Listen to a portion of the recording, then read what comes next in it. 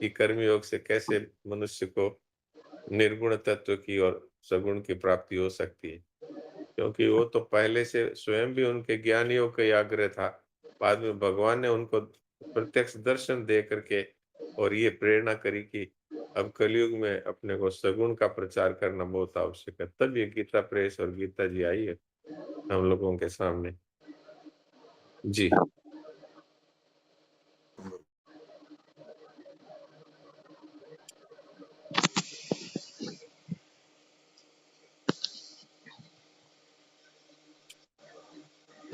अजय जी कुछ बताइए, हरिओम जी बताइए, मोहन भाई जी हो तो वो भी कुछ बताएं, और भी कोई सज्जन कुछ बताना चाहे तो बताएं।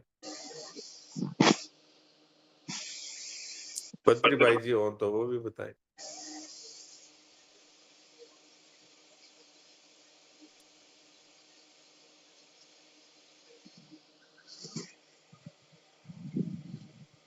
डॉक्टर साहब अपने को तो बस यही बात जच गई कि बस अपन इसमें जुड़े रहें, ठीक से पढ़ें, समझें, विचार करें, आपस में चर्चा करें। ये भगवान ने इतना सौभाग्य अपने को दिया है, तो इसमें लगे हाँ, रहें तो कभी भविष्य बनेगा, इसमें मेरे को संदेह नहीं है कोई भी, बस ये बात है। ये तो कोई संदेह की बात ही नहीं है, महाराज जी का बस आशीर्वाद भी तो अपने साथ में।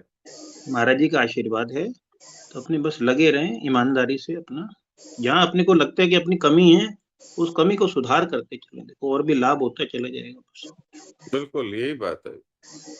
गीता सुगीता कर्तव्य, सुगीता का तात्पर्य मुख्य ये है अपने जीवन में गीता जी उतर जाए, जी, जीवन भी गीतामय हो जाए, ये है सुगीता।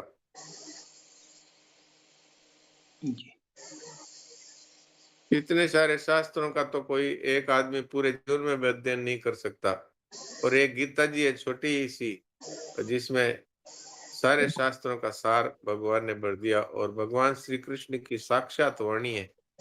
तो कहाँ, अब मारवाड़ी में कहा तो ओ मुंह और मसूर की दाल। हम जैसे कीड़े मकोड़ों के लिए इतना बढ़िया ये सामान मिल गया, तो भगवान की और संतों की कितनी विशेष कृपा है।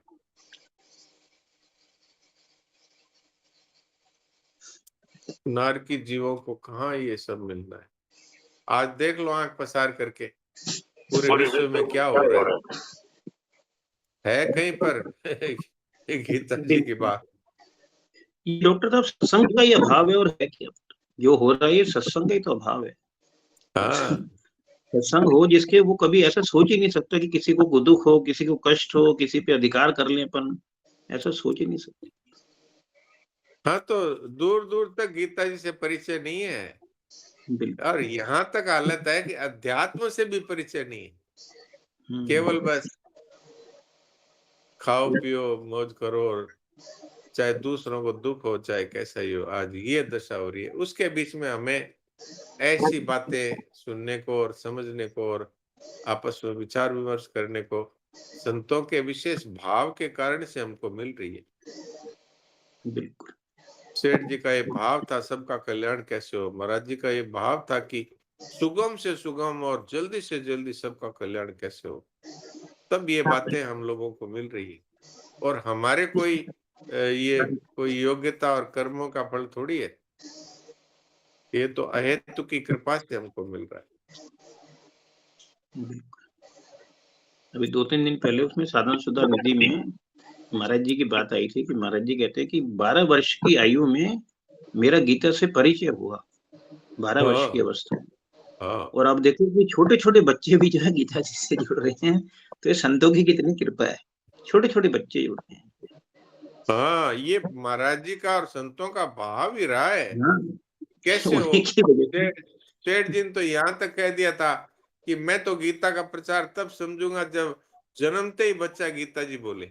अब आप सोचिए कहाँ तक सेठ जी सोच का रहे भाव हैं। था। तो बिल्कुल, उनके इस भाव का ही प्रभाव है ये। बिल्कुल, और बिल्कुल ये ये बात। सोचकर हमको संतोष नहीं करना चाहिए कि सेठ जी का भाव तो है ही, तो हम लोग क्या चेष्टा करें, वो अपने आप उनके भाव से ही हो जाएगा, ये नहीं सोचना चाहिए। हमको तो ये सोचना चाहिए उनका इतना इतना दूर तक का भाव था, तो हमें हमारे में कितनी कमी है इसके प्रचार की, उसको आगे से आगे बढ़ाना चाहिए, इस कमी को पूरा करना चाहिए, इस प्रचार के भाव को बढ़ाना चाहिए और सबका हित हो, सबका कल्याण हो, इस भाव में रात और दिन रंग जाना चाहिए। जी।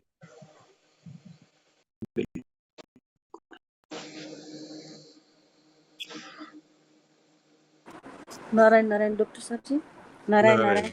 ये जो कर्म के 2 विभाग में, योग विभाग में स्वाधीनता का क्या अर्थ हुआ यहाँ पर? ये समझ में नहीं आया मेरे।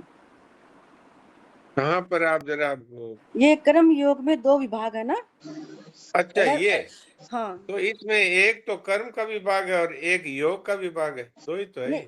योग विभाग में स्वाधीनता, निर्विकारता, असंगता और समता है ना? हाँ, इसमें स्वाधीनता का अर्थ समझ में नहीं आया। स्वाधीनता का अर्थ है कि हम अपने स्वरूप के और अपने स्वयं के अधीन रहें, संसार के अधीन, भोगों के अधीन, धन के अधीन, परिस्थितियों के अधीन, अवस्थाओं के अधीन न रहे। स्व अर्थात आत्मा अपने स्वरूप के अधीन रहे। अर्थात भोगों में ना फंस जाए, संसार की मान बढ़ाई में ना फंस जाए, ठीक, ममता कामना आसक्ति में ना फंस जाए। ये स्वाधीनता का अर्थ है स्वयं में स्थिति या स्वयं के अधीन, खुद के अधीन। ठीक ठीक है जी, नारायण नारायण। जी जी जी। डॉक्टर साहब प्रणाम। नारायण नारायण। प्रणाम। डॉक्टर साहब कल एक सेंटेंस पास हुआ था, मुझे वो समझा नहीं था, रह गया था पूछना। डॉक्टर साहब सेंटेंस आया था कि जो लोग भगवान में भी संसार देखते हैं वो तो वास्तव में नास्तिक ही है। तो ये वाला बात मुझे थोड़ा सा और इलैबोरेट करके चाहिए। नहीं, इसका अर्थ ये था कि भगवान कहते हैं सब कुछ मैं ही हूं और हम वहां पर देखते हैं स्त्री, पुरुष, धन, जमीन, मकान, कुटुंब। तो हम वास्तव में जहां भगवान को देखना चाहिए वहां पर संसार देख रहे हैं। तो इस दृष्टि से हम भगवान के अस्तित्व को ही हमने हटा दिया तो नास्तिक हुए ना। जी। और ये संसार नहीं है, ये भगवान है। तो हमने क्या किया कि संसार के अस्तित्व को हटा करके भगवान के अस्तित्व को आगे रखा, इसलिए हम आस्तिक है। ये संतों की वाणी में एक जगह बात आई थी, इसलिए मैंने कल आपकी सेवा में रख दी थी कि वास्तविक में सच्चा नास्तिक कौन है, जो इस जगत में जो परमात्मा में जगत को देख रहा है, और सच्चा आस्तिक कौन है, जो जगत को न देखकर परमात्मा को देखता है, वही सच्चा आस्तिक है। जी जी डॉक्टर साहब, बहुत बहुत धन्यवाद। प्रणाम। जी प्रणाम।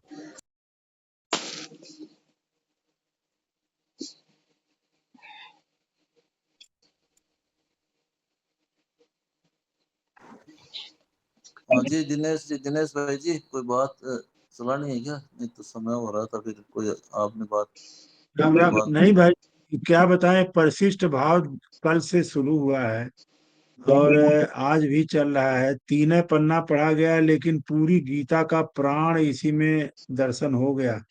जितने मार्मिक पक्ष, गहरी बातें लिखी गई हैं, इसको पुनः पढ़ करके चिंतन करने का विषय है। और मैं क्या बताऊं, जैसे एक वाक्य अभी आपको मैं दर्शन करना चाहता हूँ। डॉक्टर साहब उसको पढ़े हैं, बताए हैं। मनुष्य जो चाहता है वह संसार के पास है ही नहीं। ये बात अगर साधक की पकड़ में आ जाए तो गीता जी का प्रवेश अवतार हो गया उसके अंदर।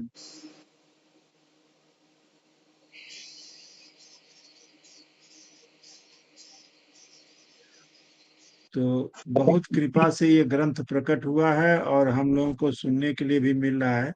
और इस बार तो संकल्प ही है कि जितने भी श्लोक आ रहे हैं रेफरेंस में, चाहे आगे के हों चाहे पीछे के हों, उसको गीता प्रबोधनी से भी संभवतः कोशिश हो कि उसकी व्याख्या के साथ जोड़ करके दर्शन करें, तो ये 3 बजे वाला संपूर्ण गीतामय हो जाएगा। जी प्रणाम, सबको प्रणाम। डॉक्टर साहब प्रणाम, एक बात पूछना था। हाँ बोलिए। ये आप अपने शब्दों में थोड़ा बताइए तो और बढ़िया खुलासा हो जाए। ये जो पैरा है ना पृष्ठ संख्या 6 पर, 1, 2 दूसरा पैराग्राफ, प्रत्येक जी। मनुष्य चाहता है, यहाँ से शुरू है। इसकी तीसरी लाइन है, वही मैं पढ़ा हूँ। मनुष्य जो चाहता है वह संसार के पास है ही नहीं। हाँ, थोड़ा सा अपने शब्दों में आप ये दिखा। अच्छा, चलो सरल शब्दों में कह देते हैं, क्या हाँ। संसार सारा मिलकर के मनुष्य को अमर बना सकता है? और पूरा मनुष्य चाहता संसार। है मैं सदा जीता रहूं। हाँ, कोई मरना चाहता है क्या? मेरा तो कभी काम पड़ा है, बूढ़े से बूढ़े और नहीं। बीमार से बीमार व्यक्ति से मेरी बातचीत होने का काम पड़ा है। वो भी मरना नहीं चाहता, हाँ, दुख पा रहा है, बीमारी से ग्रसित है और सांस लेना भी कठिन हो रहा है, पर वो कहता है मेरे को बचा लो। तो क्या संसार बचा सकता है मनुष्य को, अमर कर सकता है? मतलब आपका कहना में है कि घर परिवार पत्नी बेटा पोता को छोड़ के पूरा विश्व भी लग जाए तब भी नहीं हाँ, बचा सकते। नहीं बचा सकता। तो मैं हाँ सदा जीता रहूं, ये संसार नहीं कर सकता। और जी। मैं सब कुछ जान जाऊं, ये आज तक जितने वैज्ञानिक हैं वो रात और दिन लगे हुए हैं। यहाँ तक कि अंतरिक्ष का बहुत ही गंभीर अध्ययन किया है, जमीन के गहराई में जाकर पातालों तक जाने की कोशिश की है। फिर वो अंत में ये कहते हैं कि हमने तो कोई, ये समझ लो कि कोई 1% भी अभी तक जानकारी नहीं कर पाए। इतना अ, भगवान का बनाया हुआ ये विशिष्ट ये सृष्टि है। तो मैं सब कुछ जान जाऊं, ये संसार हमें जना सकता है सब कुछ। और तीसरी बात है कि मेरे जीवन में दुख का लेश भी ना हो। क्या कोई संसार पूरा मिलकर के भी किसी के जीवन में दुख ना आए, ऐसी व्यवस्था कर सकता है? कोई तन दुखी, कोई धन दुखी, कोई मन दुखी, कोई धन बिन रहत उदास, थोड़े थोड़े सब दुखी, सुखी राम के दास। ये चीज तो संतों के पास है, भगवान के पास है, संसार के पास नहीं है। और हम लोग सारा कुछ चाहते हैं संसार से मिल जाए, और वास्तव में जो हमें चाहिए वो तो पहले से हमें प्राप्त है। ईश्वरंश जीव अविनाशी, अमर है, चेतन, ज्ञान स्वरूप है, अमल, मल रहित है और सहज स्वरस।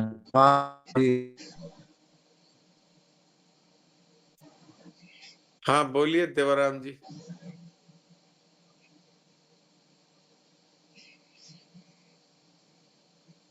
नारायण नारायण।